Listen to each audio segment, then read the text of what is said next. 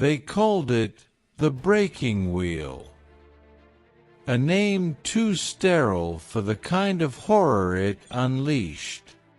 In the Middle Ages, this was not just a tool of death, it was a message, a statement, a theater of pain designed to paralyze entire communities with fear.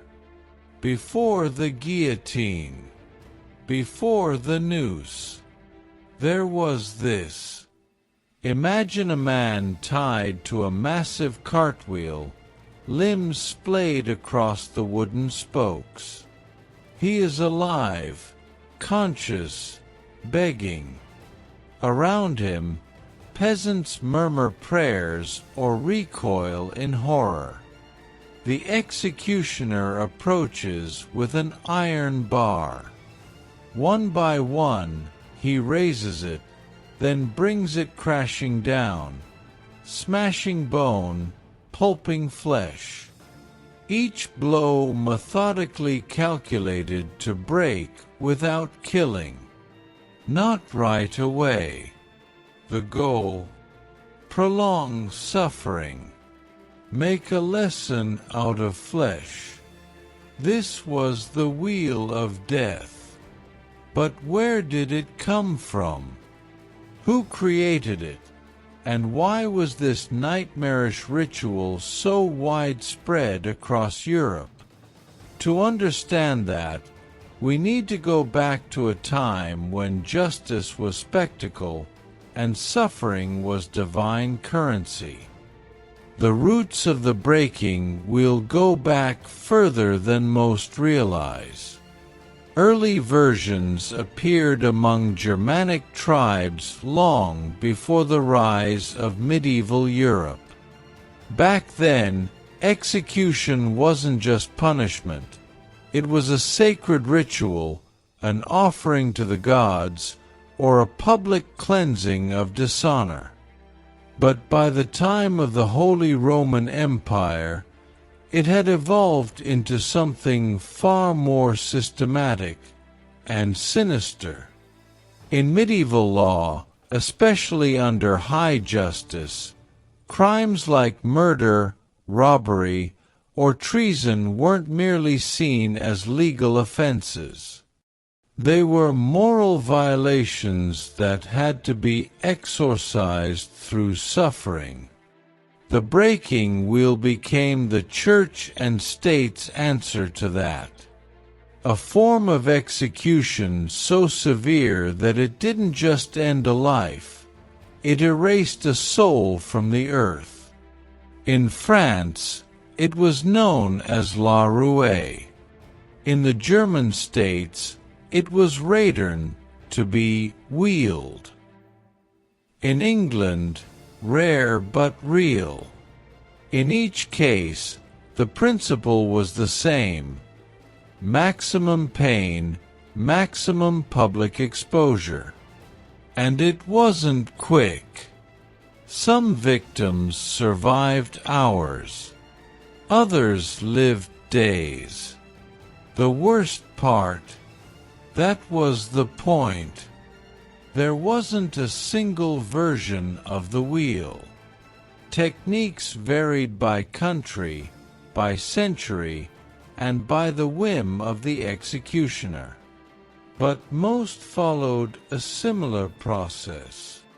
First, the condemned was tied down, either on a platform or directly onto the wheel itself. Sometimes their limbs were threaded between the spokes. Other times they were laid flat across wooden slats beneath the wheel, which was then turned slowly as the executioner struck. The preferred weapon, an iron bar. Some had serrated edges. Others were plain rods. Then came the breaking. Each limb was systematically smashed. Wrists, elbows, shoulders, knees, ankles, hips. The idea wasn't to kill, but to cripple. Joints were crushed. Bones were shattered. A skilled executioner could strike between arteries, avoiding death for as long as possible. If the sentence called for mercy, the executioner would deal a final blow to the chest or neck, le coup de grâce, to end it. But often, no such mercy was granted. The wheel would then be hoisted vertically, mounted on a pole. The body, sometimes still alive, was left there, twisted and broken, for days. Food for birds. A warning to all. This wasn't reserved for everyday criminals. The wheel was used for those deemed especially vile or politically dangerous. Take the case of Peter Stump, also known as the Werewolf of Bedburg. In 1589, he was accused of witchcraft, cannibalism, and murdering his own son. His punishment: breaking on the wheel, followed by decapitation. His remains were burned, and a torture wheel with his name on it was left on display for decades.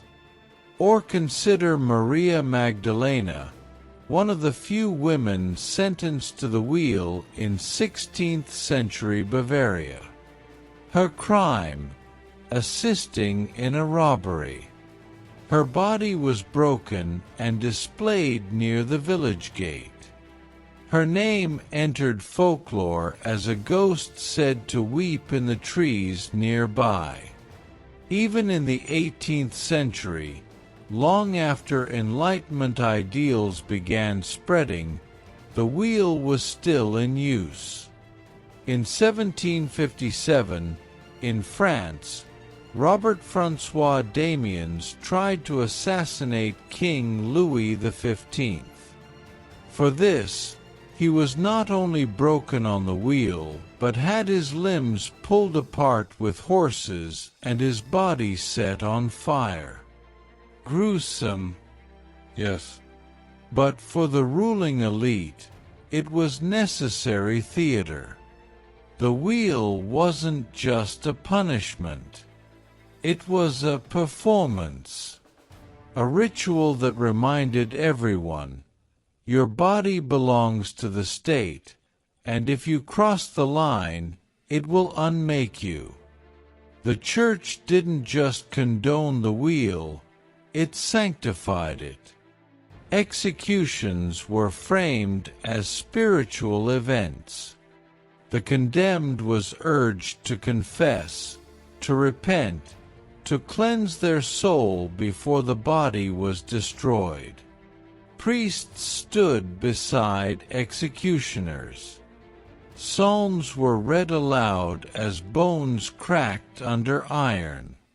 Public executions became mass events. Markets closed. Families packed lunches. Children sat on shoulders to watch.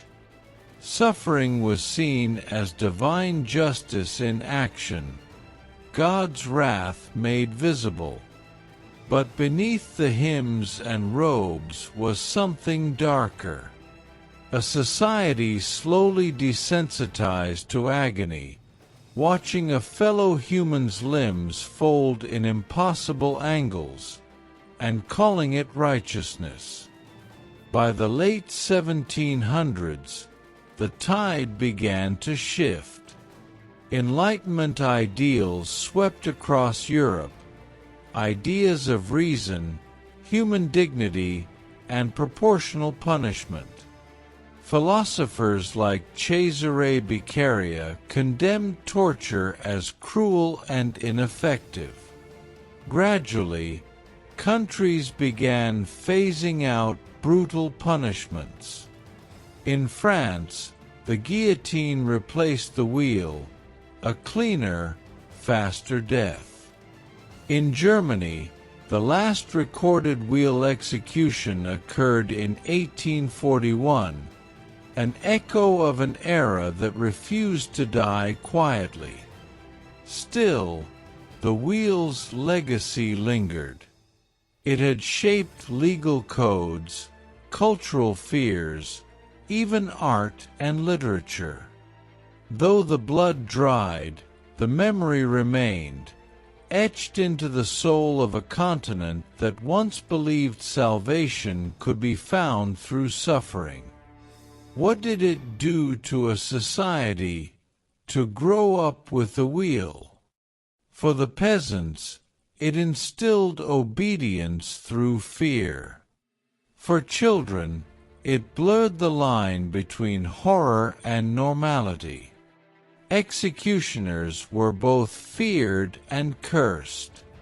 Often shunned from everyday life, they lived on society's edge, paid in coin and isolation.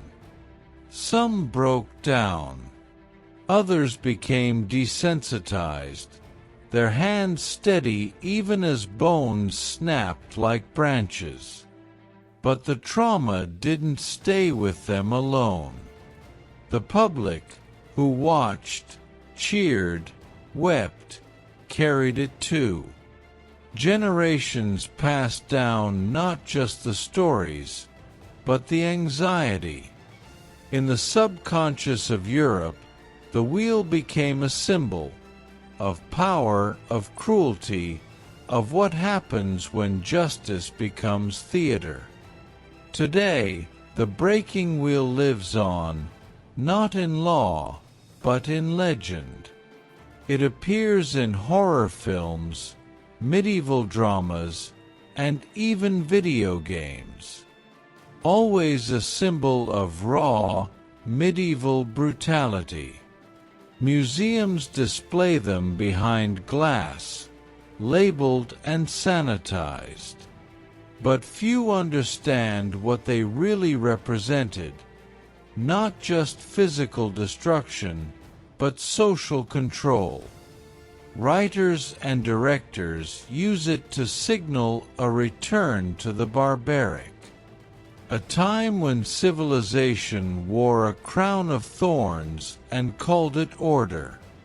The wheel is cinematic because it's horrifying and deeply human.